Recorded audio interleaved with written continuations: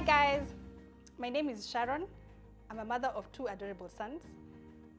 I'm a lawyer by profession, currently a law teacher, and this is my story.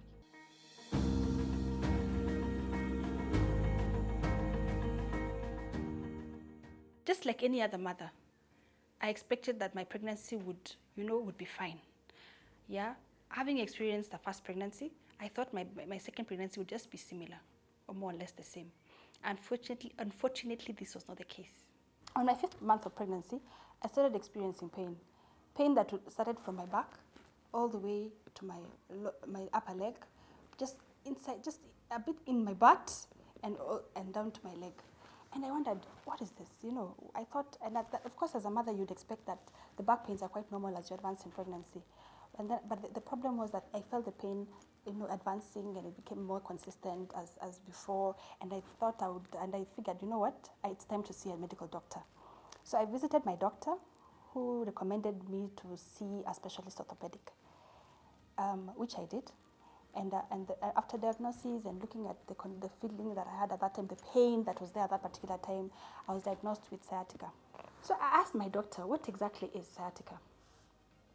So my doctor told me that sciatica is pain that is caused by the sciatic nerve in the butt.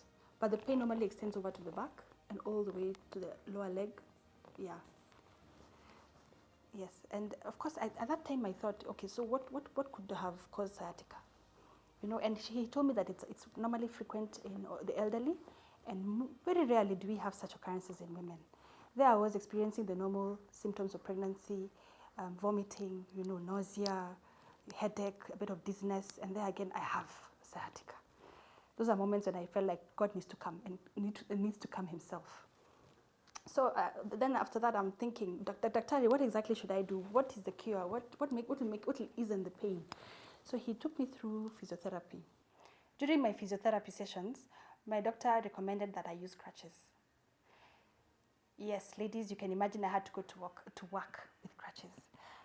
At that season, I was a lecturer. So you can imagine standing before students and lecturing with crutches. It was not easy. It was one of the hardest times of my life. Yeah, motherhood is a journey. You can imagine you're there, you're pregnant. You can imagine you're there, you're vomiting, you have dizziness, and here you are, you're going through pain on your leg.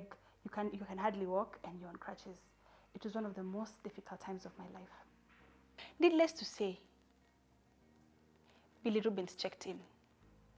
What is bilirubins? Bilirubins are high levels of jaundice that might cause a newborn get cerebral palsy or autism. Guys, let me take you back to my story. Yeah. Remember when I was 7 months pregnant, having symptoms of pregnancy, the vomiting, the dizziness, and using the crutches? Yes, I used crutches all the way to delivery. I actually went on labor with the crutches all the way to the labor ward. It was hard. Women, you know how pregnancy is. You know the journey of the whole pregnancy, 38 weeks of pregnancy is. It's hard and it's difficult. It was the hardest time of my life. Only God knows why. Just like any other mother, I was really excited. Here I am, my second baby. God has given me a beautiful bouncing baby boy. I was really, really happy. Yeah. And the baby was 4 kilos. The baby was fit. All his features were intact. It was one of the most awesome experiences I've had. And on the second day, just after the doctors were making their rounds, the doctors saw that my baby had an abnormal look. Baby was too yellow than a normal, ordinary child. And after taking up samples, blood samples from the baby was found to have high levels of bilirubins. So after the doctor suggested that, this baby has to go to the physiotherapy machine in the nursery. So my baby was taken to the nursery under physiotherapy machine for a whole week. Let me take you back, guys. This is a baby who's just been born. And physiotherapy machines are very invasive. Your baby is under light for long hours, in fact throughout. Your baby has something covered on his, some cloth covered on his eyes to protect baby from light damage, the rays of the sun, the light that comes from the machine, and baby cries. Baby was crying, baby was stressed, baby, you want to hold your baby, you want to breastfeed your baby, but you cannot. So I had to express my milk at that season. That's the point in time I had to express my milk, and baby was fed with tubes in his system. Once in a while, I was allowed to hold my baby. Women out there, how does it feel to have a baby who's a day old and you can barely hold your child? It was the most difficult experience of my life. So moving forward, baby was in the machine, and here we are. I can only have the baby on Fridays to wash the baby and to dress the baby and have him back to the machine. And as the doctors came pricking him on his palm, on the back of his arm, the legs, to get off blood to see whether the bilirubin levels were going down. And unfortunately, the bilirubin levels were escalating day by day. They kept escalating. My pediatrician at that time suggested that this baby needs to have blood transfusion. So 90 ml of baby's blood was put into baby's system. And that time, we had to keep monitoring the blood transfusion. That took about a couple of hours. And even after, we continued monitoring to see whether the bilirubin levels would go down. Unfortunately, the bilirubins kept escalating until the only option was blood exchange. And fresh blood was put into his system. And this was a very invasive procedure for a newborn. Allow me to take you back. When I was pregnant, my first child, during the antenatal clinics, I was told I am O positive. But ideally, I am actually O negative. Because I'm O negative, my rhesus factor is negative, and my son is O positive, so his rhesus factor is positive. There had to be that antidote that was very critical at that time to ensure that any time our blood connects in the placenta, baby would not have gotten the high levels of bilirubins. So yes, baby had got the levels of bilirubins high up, and hence the blood exchange, and my son is fine. After the exchange, bilirubin levels went back to normal. My baby is energetic. He's 3 years old right now, and life has just gone back to normal for him. After 21 days in hospital, we were discharged. And here I am, hoping that I'll go home and bond with my baby, since as he was in the physiotherapy machine, and of course the nursery ICU. I couldn't hold my baby, I couldn't breastfeed my baby. I thought I would go home just to resume back to my normal and enjoy and bond with my child. Unfortunately, I realized my system is not okay.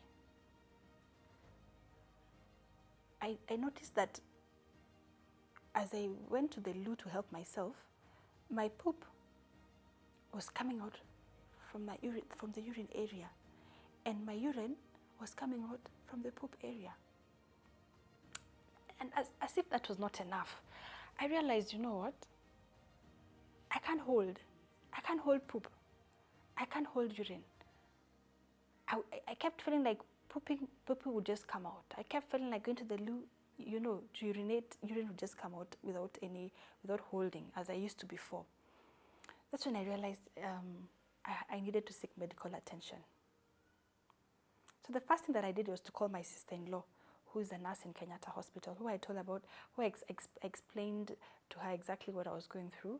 And she told me that she suspected that I have fistula, and I needed to go to Kenyatta Hospital because they do free fistula campaigns in conjunction with Safaricom and Fistula Foundation. At the time, I was traumatized. I was depressed. My system has changed. Here I am, I have a small baby. I have this other older baby who has not seen me for 21 days, and I can't leave my bedroom. I feel like I'm smelling. I actually am smelling. It was trauma. What a traumatic experience it was.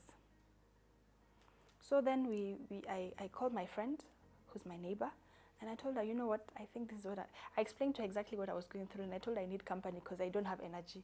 I can't have been in hospital for 21 days, and here I am, I have to go back again to hospital.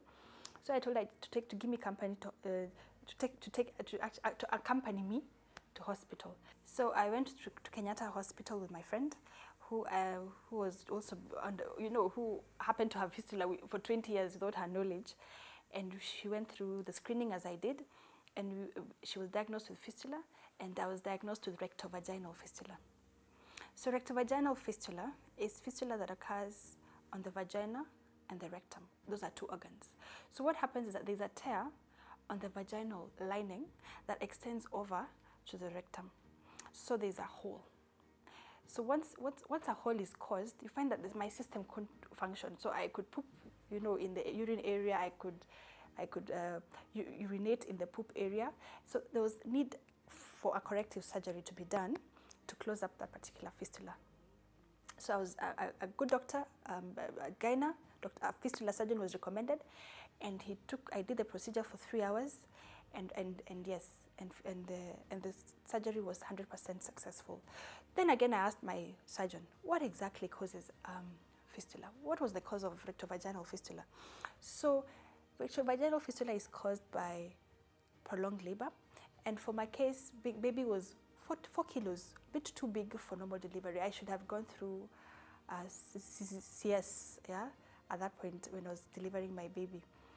So yeah, I went through the whole surgery for fistula. It took up 3 hours, and I had to do 6 months of weekly consultation with the doctor just to see that I couldn't get any infections, and of course that the healing took place was well and gradual. At that time also I was under medication, of course, because lots of antibiotics, lots of painkillers. And women out there, especially those who have gone through what I have gone through, or those who feel a suspect of fistula, please reach out, speak about it. It's not easy. I wouldn't lie to you that I had it easy. I went through depression. I had moments of stress. I had issues with leaving the house because I felt like, because of the discharge that was smelling and the poop and the urine, you can imagine, I couldn't mingle outside with my friends. I didn't even want anybody to come and visit my baby because of the experience that I went through. And even healing thereafter, apart from the physical healing, the psychological healing has taken years. So it's been a journey, it's been a process, and it's not been easy. But yeah, I thank God that I'm finally okay. So after the surgery, the pain or the healing process was unbearable. It was painful. It was extremely painful. Yes, you are on very strong painkillers. Yes, you have the support of the best fistula surgeon. But at the end of the day, I had to heal day by day. It was really, really painful. I'd like to reach out to women outside there, especially those who do not know that they have fistula, to kindly speak out and reach out. The other day I was in the salon, just in my local hood, and there's a lady who came, did her hair, and as soon as she stood up to leave, she was all covered on urine on her skirt. All urine was covered all over her skirt. So the next thing I did was to call the lady who did her hair and asked her, does she know that she's messed herself? The salonist told me, you know what, she's been coming quite often, and this woman seems to be suffering, and she has no idea she's suffering. So guys, there's a lot of perception. I didn't know about fistula. I had no idea what fistula was. So there are many women outside there, wherever they are, in Nairobi, in the villages, wherever they could be, who have no idea that fistula is treatable. That first they have fistula, secondly that it's treatable, and they don't even know who to tell that they pass out urine in bed, they pass out urine when they're walking, they pass out urine in their daily lives. And there's what we call urine incontinence, where when you're laughing, you discharge urine. When you're coughing, you discharge urine. Any tedious exercise that you do, you discharge. It may not be as much as I did discharge, but just the little that it is, it's not normal. So I want to appeal to all women out there that just check yourself. Find out whether in your circle you're well. Find out is in yourself, in your private self, is my urine coming out the way it ought to? And if not, please go to the nearest hospital. You need surgery and all will be well.